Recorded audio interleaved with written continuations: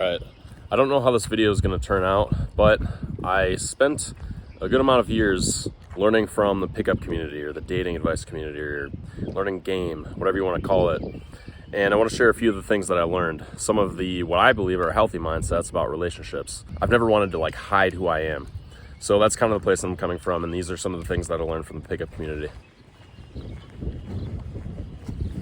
Leave her better than you found her. A lot of women will say things like they've been with a guy and that guy will talk to them for a while. They'll have feelings for that guy, and he said things like he's looking for a long-term relationship, and even talking about things like marriage. I've heard multiple women, actually a fair amount of women, say something along these lines. Like the guy was very serious, and then they had sex, or things just burnt out very quickly, and then the guy ghosted.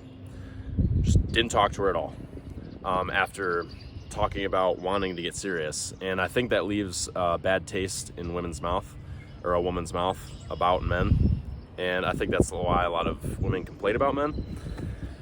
And this thing that I learned from the pickup community, leave her better than you found her, involves doing things that don't leave that bad taste in her mouth if you have to end a relationship, like not ghosting her, making sure that she's better off after you guys break apart. Like, don't leave any toxicity in her life. Make sure that your intentions are good and you leave her better than you found her. So that's the first thing that I learned from the pickup community. I think that's a good mindset. The second thing is, she doesn't belong to you, or she's not yours. It was just your turn. She's not yours. It was just your turn. This is like a saying in the pickup community, and it's geared towards helping guys who feel kind of needy and clingy if, you know, their relationship's falling apart and the girl wants to leave them, or the woman they're with wants to leave them. It's geared towards helping them not be so clingy and just thinking okay, well, it was just my turn, she doesn't belong to me. The way that I take that, because honestly, that saying itself, it was just your turn, can sound kind of douchey, almost like you're running away from relationships. But the thing that speaks to me, if you take it the right way, is you don't own anybody. Nobody belongs to you. And you should respect somebody's decision if they want space from you, or if they want to leave you altogether. And that is actually the only way that you're ever going to have a shot with that person who's thinking about leaving you. If your relationship's not going that well, we've all had that. A relationship with somebody is declining or reaching a rough patch. The more that you try to cling on and try to fix things in that relationship, the more you just push that person away. So by giving them space and realizing you don't own that person, and respecting what they want to do, whether that's having space or whether that's leaving altogether, it can help keep respect between you and that person in the relationship. But also, like I said, it's the only chance that you're ever going to have of even being with that person is kind of letting them go almost, and realizing you don't own that person. And you have to be 100% okay if they do want to leave. Because by clinging on, by trying to fix things, by trying to pull her in when she's trying to run away, you're just going to push her away even more.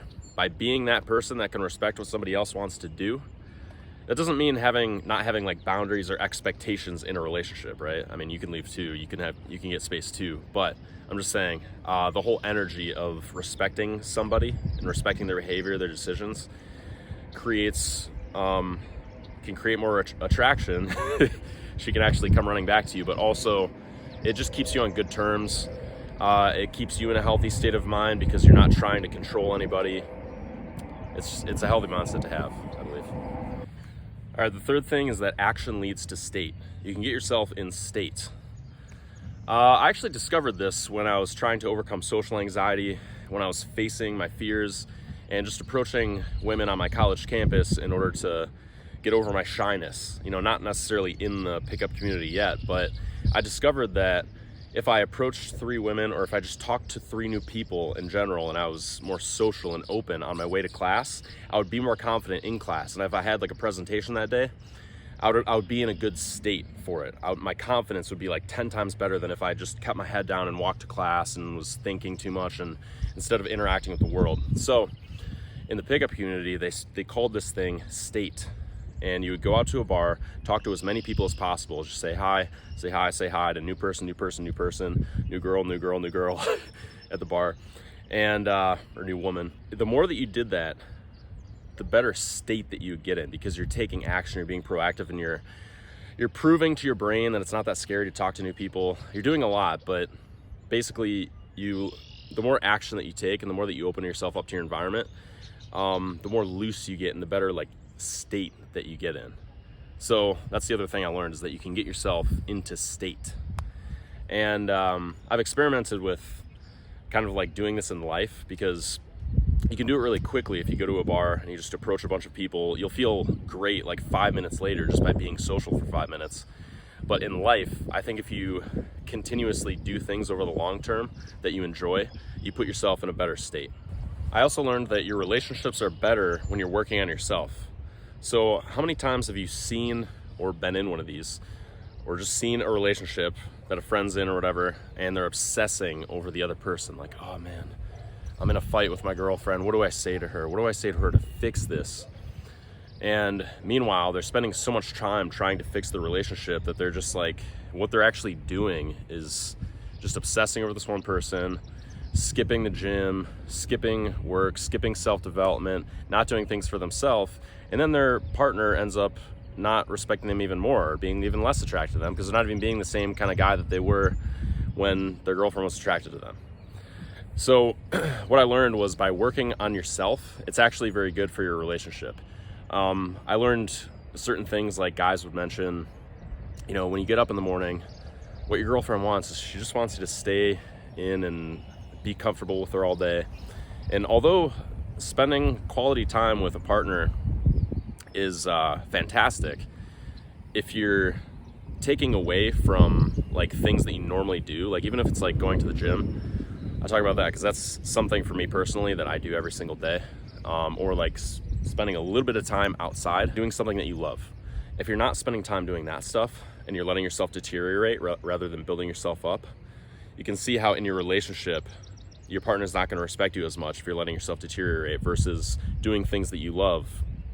Maybe, I don't know, taking an extra 15 minutes away from trying to fix things in your relationship to just doing what you love and aligning with what you love, and then your partner's going to look at you as the man she was attracted to in the first place. So yeah, this fourth lesson that I learned is, by working on yourself, your relationships get better. I've talked to a lot of men on the internet who just want to say the one thing to get the girl to like them, or to learn whatever tactic they need to get this girl to like them. But you want the girl to like you, right? You want your partner, whether you're a man or a woman, you want the person to like you, correct? Well then, making sure that you're aligning with what you want to do with your life, and that you're building yourself into the person, or you're being the type of person that you want to be, making sure that you're aligned, helps your relationships. There's more respect. They're seeing you for who you are.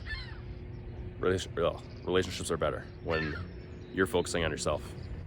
A very, very valuable lesson that I learned was on making mistakes. And I'm very grateful that I learned this lesson from good mentors and just people that I looked up to on social media, on the internet.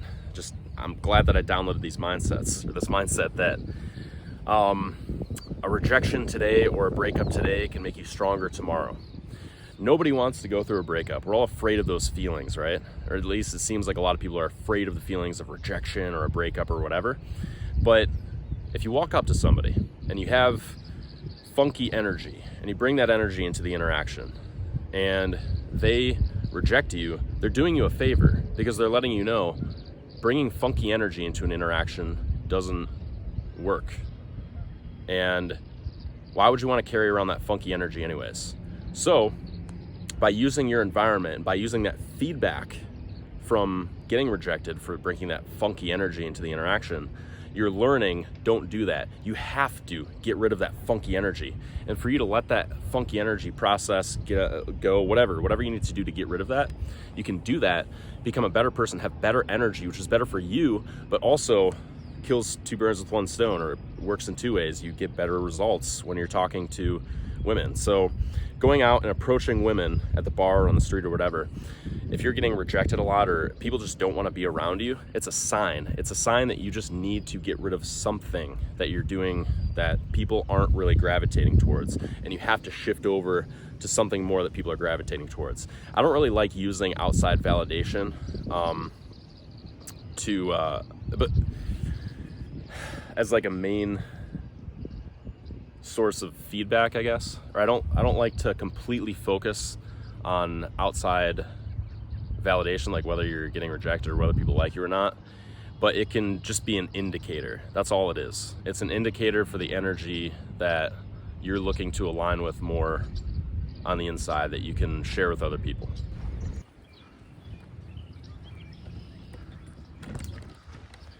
The last thing is that most people are trying to help you.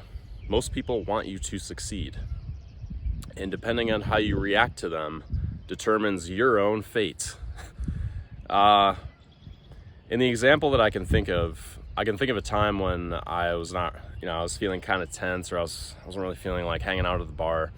And I was just standing there with like my hands in my pockets near the dance floor, like on the very perimeter of the dance floor. And this guy looks at me and is like, dude, you're just standing like this. And he like kind of mimicked me.